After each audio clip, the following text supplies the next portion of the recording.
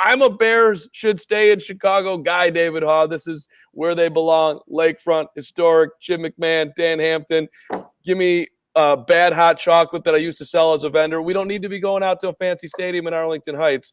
You're shaking your head at me. But, like, do you think that there is, is she just talking on your show just to say this so people know that she's trying and that's it? Or is for those Bears fans like me, should there be any optimism? That's my question.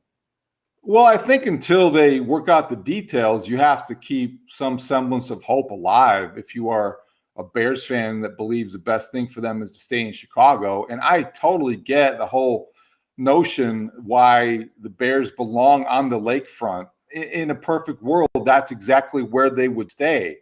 I think that what the mayor is doing is she is presenting a very strong front, and she's becoming very consistent with her message.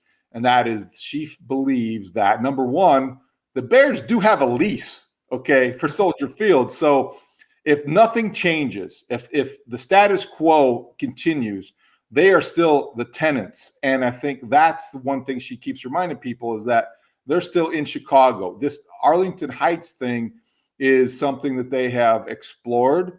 They have the agreement. They know what the land costs. They know what they want to do with it. I think they internally understand all those things.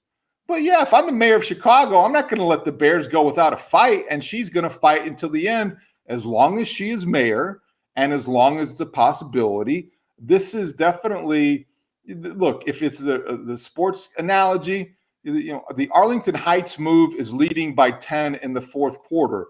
But the mayor would still like a possession because she feels like she could score and get the onside kick and then go down and tie it with a field goal and win in overtime. So there's definitely still a chance, and I don't blame her for wanting to maintain that hope and kind of cling to that thought.